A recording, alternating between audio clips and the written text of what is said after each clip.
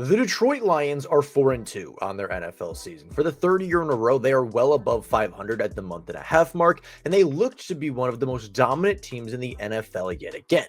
However, after a disappointing loss on Sunday Night Football to the Kansas City Chiefs, many fans are going back and revising history, going back and looking at the teams that they've played, looking at the outcome of their season, and have come to the conclusion that the Detroit Lions are not a good football team, that they beat up on bad teams, that they put up good points on bad defenses, but as soon as the competition gets real, the Detroit Lions as a team and as a franchise will continue to crumble. So let's take a look at that. Is there real concern that the Detroit Lions haven't beaten a competent opponent, or is it just a fact that the Detroit Lions ran into a really good Chiefs team that was slightly underrated and lost a close game that they just were simply outperformed in? Well, the Detroit Lions this season, as I said, are 4-2 on the year. They've beaten the 3-2 Chicago Bears, the 1-5 Baltimore Ravens, the 1-5 Cleveland Browns, and the 2-4 Cincinnati Bengals, while losing to the 3-1 Packers and the 3-3 Kansas City Chiefs. They've only beaten a single team with a record above 500. And that record against Chicago only came as of last night on Monday Night Football. As of yesterday, the Lions had 0 wins against teams with a 500 or above record. And of course, that is not a good start to your NFL season. As of today, the Detroit Lions rank 9th in total yardage offensively. They rank 2nd in the NFL in scoring offense, 4th in red zone percentage. They rank 11th in total defense, while being the 18th scoring defense across the entirety of the NFL. Some of the top offenses and defensive they played come to no shock as the teams that beat them. Green Bay currently ranks 8th in offensive scoring, while Kansas City ranks 9th, and Baltimore at the time of playing ranks 1st. However, today they rank at 11th. Some of the top defenses include Green Bay, who ranks as the 10th overall defense, and the Kansas City Chiefs, who rank as the 11th overall defense. And a lot of the concerns come with the Lions' upcoming schedule. As of the next 4 games, the Detroit Lions play Tampa Bay at home. They then go into the bye, but then they go to Minnesota, they go to Washington, and they go to Philadelphia in back-to-back weeks. This is going to be the toughest stretch of football for the Detroit Lions this year, and then they get a little bit of a break with New York, but then they go again and play Green Bay on Thanksgiving. They play Los Angeles, they play Minnesota again, and they even play a Pittsburgh team that is not playing poor football in their own right. There is a tough schedule. There is a gauntlet coming up for the Detroit Lions, and it's going to have to be a schedule that they fight through in order to win either the NFC North, to win a playoff spot, and even potentially to just claw their way into the wild card round. Now, why did the Detroit Lions lose last night? There were several reasons, and we talked about a lot of them yesterday, but I think that there were a couple really big ones. One, I think the Lions' injuries were a major concern. On Sunday Night Football, the Detroit Lions were without Taylor Decker, they were without DJ Reed, they were without Ali McNeil, Terrion Arnold, Kirby Joseph for a portion of the game, and Avonte Maddox. The Detroit Lions were so injured in the secondary, they could not run nickel defense. They did not have the personnel to run nickel defense without putting undrafted rookie free agents or free agents who were signed just a few days prior onto the field in key situations. They did everything in their power not to have to run nickel defense, not to put a slot cornerback on the field, because they simply didn't have the personnel to do so. That being said, I do think that played a factor, but that is not the only factor. The Detroit Lions were simply outperformed against Kansas City, but by no means were they outclassed by Kansas City. The Lions stuck around for that entire game. The Lions were competitive, they were close, they were tight in that game, and they were in it until the very end, until that final 4th down conversion, until that one drop by Amon-Ra St. Brown right before the half. They were winning and leading that game. Had Amon-Ra St. Brown caught that ball, the game could have potentially turned out very differently. Had they not committed PI in the red zone, that game could have turned out entirely differently. Had they set Jared Goff for even just a second on that opening drive touchdown, that game could have turned out very, very differently. And yes, I'm not blaming the referees. I'm not blaming anybody for the Detroit Lions loss outside of themselves, but the fact remains that the Detroit Lions were competitive in that game. The Detroit Lions easily, with 1 or 2 games, 1 or 2 plays going a different way, they could have won that game, and they could be 5-1 as of today.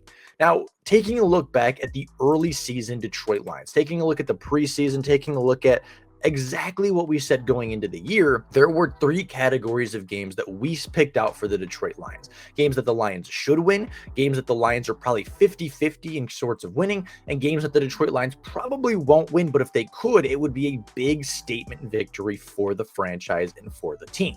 Now, going into the season, those should win games include the Cleveland Browns, the New York Giants, the Dallas Cowboys, the Pittsburgh Steelers, the Chicago Bears, the Green Bay Packers, and the Minnesota Vikings. Now, I split Green Bay, Chicago, and Minnesota into two separate groups because I think a home and an away game obviously result in two different outcomes. And I think that the Detroit Lions, at the very least, should be 500 in their division at the end of the year. So I put 3 in should wins, and I put 3 in 50-50 games. The other 50-50 games include Cincinnati, Tampa Bay, Washington, and Los Angeles. The Rams are a very good football team and almost win in the top category, but as the rivalry has kind of leaned towards Detroit over the last couple of years, I put them in the 50-50. And then, of course, the tough wins include Baltimore, Kansas City, and Philadelphia. Now, the good news is the Detroit Lions have played 2 of those teams in the tough win category, and they are 1-1 in that category. The other ones, they are 2-0 in the games that they should have won. They beat Cleveland, and of course, they've beat Chicago on their home field. And then in the 50-50 games, they have beaten Cincinnati, who of course are a little bit of a lighter opponent without Joe Burrow, but the Lions were facing pretty significant injuries in that game as well. Obviously, Taylor Decker missed some time, DJ Reed was missing time, Terry Arnold missed time at the end of that game. The Lions weren't fully healthy going into that game either. And then you have another game against the Green Bay Packers. Now, I just put the away games in the 50-50 because obviously away games are a bit tougher to win, but you can move those around if you see fit. If you want to say that they are 2-1 and should win games and 1-0 in 50-50s, that's however it is. But this is kind of how the Lions season breaks down right now. They've played a couple quality opponents. They've played a couple underwhelming opponents, and they've beaten those underwhelming opponents pretty bad. They beat Chicago when they weren't playing very well by 32. They beat Cleveland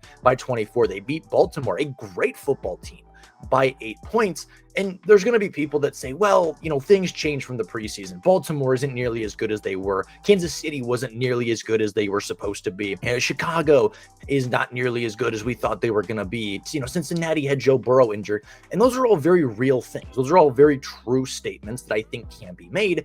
But on the flip side of things, going into the season, the Detroit Lions did beat a Chicago Bears team that is now 3-2. They are a above 500 football team through 5 weeks.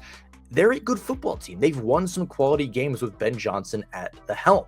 You look at Baltimore, they were 1-1 when they played Detroit. They were hosting Monday Night Football as a 500 football team, as the highest scoring team in the NFL. And yes, the Baltimore Ravens have been embarrassed in the last 2 weeks. Without Lamar Jackson, that team is not nearly as dominant or nearly as competitive as many people believe that they would be.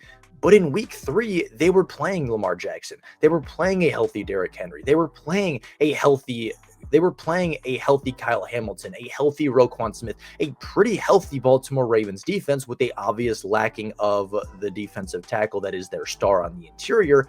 But they played a very good Baltimore team, and they beat a very good Baltimore Ravens team. Going into this Kansas City game, they had significant health injuries in the secondary, significant health injuries in the defensive side of the ball in general, and they were missing their left tackle. And while they did lose by 13 points, they lost by, double digits, they were very competitive in that game. They were very close in that game, and just a couple plays could have swung things in the other direction. The only game the Lions have truly been outclassed this year was that first game in Lambeau against Green Bay, and even by the end of that game, the Detroit Lions were starting to find some life. They were sustaining some longer drives. They were making some stands on defense, and they were starting to find their groove in the second half of that game. The Lions are not a bad football team. And anybody that watches the Detroit Lions and says, oh, they only beat up on bad football teams, against any good football team they've played, they've gotten destroyed. That simply isn't true. They were competitive in the second half against Green Bay. They were competitive the entire night against Kansas City. They beat a good Baltimore team, a 1-1 Baltimore team that was the highest scoring offense in the NFL with Lamar Jackson and a relatively healthy defense. This team has faced adversity. This team has played some really talented teams, and while they may not have always come out on top, they have always been competitive. There has not been a single game this year, again, outside of maybe week 1, where they were starting to figure some things out, that the Lions have truly looked outclassed. Taking a look at the next upcoming schedule, I think they can beat Tampa Bay. Tampa Bay is a very good football team, but I think they are susceptible in the run game at times. I think especially with the injuries to their wide receiving core, their injuries to their running back room, they are not a easy out, but they are, I think, a winnable football game. If the Lions do win that, they're 5-2 with statement victories over a good Baltimore team, statement victories over a good Tampa Bay team, potentially statement victories over a 4-2 Chicago team by the end of next week. And then they go into their bye. They get a Lee McNeil back if he doesn't return for Tampa Bay. They likely get Terrion Arnold back. Brian Branch returns. Kirby Joseph returns. Potentially DJ Reed returns after the bye. They play a Minnesota team that isn't playing the best football in the world and certainly looks beatable. They're playing a Washington team that looks very beatable and just lost to the Chicago Bears a night ago. And then they go to Philadelphia, who just lost to the New York Giants and are coming off back-to-back losses to the Denver Broncos and then the Giants. Yes, the next bit of schedule is tough. Yes, they are struggling right now, but there are a lot of teams struggling in the NFL. The Buffalo Bills just lost to a much worse team in the Atlanta Falcons on Monday Night Football. The Commanders just lost to the Chicago Bears. The Philadelphia Eagles are 0-2 in their last 2 games. The Chiefs are 3-3. The Ravens are 1-5, largely due to a quarterback injury, but also largely due to just a tough schedule to start the season. The Detroit Lions are tied as of today with the best record in the NFL, and somehow people think that they are not a good football team. They may lose to Tampa Bay. They may go into the bye 4-3, but I think if you told Detroit Lions fans that they would be 4-3 at the bye, I think a lot of fans would be okay with that. Being above 500 with a tough early season schedule is not an easy feat, and they have the opportunity to go in 5-2 into the bye. After the bye week, I think they should beat Minnesota. I think they should beat Washington. So at the worst, they should be 6-3 by the time they get to week 10 of the NFL season. And I think you go into Philadelphia, you might not win that game, but it should be a close game. It should be a competitive game. It should be a strong performance for the Detroit Lions. And then you go to New York, you should win that game. You welcome in Green Bay, who at the moment you're playing better than. You go to Dallas, and I think you're a better football team than Dallas. You go to Los Angeles, which might be a loss. Okay, right there, say is loss number 5. But then you should beat Pittsburgh, you should beat Minnesota, and you should certainly beat Chicago at the end of the season. That is a 12-5 football season. That is some statement victories against some really solid teams like the Commanders, like potentially Tampa Bay, Baltimore early in the season. Again, if Chicago keeps up, that win's going to look more impressive down the road. So the fact and the idea that, hey, the Detroit Lions only beat up on cupcakes, hey, they only beat really bad teams, is simply untrue. That is not a true statement, and the Detroit Lions have played very good football against a few very quality opponents. And while they may not always come out on top, they are a very good football team. They will continue to be a very good football team, and they will almost certainly make it to the postseason. I have no doubt that the Detroit Lions will be good enough to at least make the wild card round. And once you make it to the dance, that's all that really matters. The Detroit Lions are a talented enough team to go on the road. They're a talented enough team to go on the road and win some of those football games. Will they do it? I don't know. But I do think they are talented enough. I do think they are well coached enough to do it. And one slip up against Kansas City, a sloppy game that they didn't execute very well on the road, on primetime football, is going to lead to big headlines. But it doesn't mean the end of the Detroit Lions season. They are 2 games above 500. They are 4-2. They have the best record in the NFL or are tied for it. This is a good football team. So in my opinion, there is no reason to panic. And if you are one of the people out there spreading the panic, one of those people out there really upset that the Detroit Lions didn't beat Kansas City without their entire secondary, let me know why. Let me know down in the comments below what your biggest concern is for this Detroit Lions team moving forward. I'd love to hear down in the comments below. But with all of that being said, that's all I got for you guys right now. Thank you all so much for watching. And until next time, and as always, go Lions!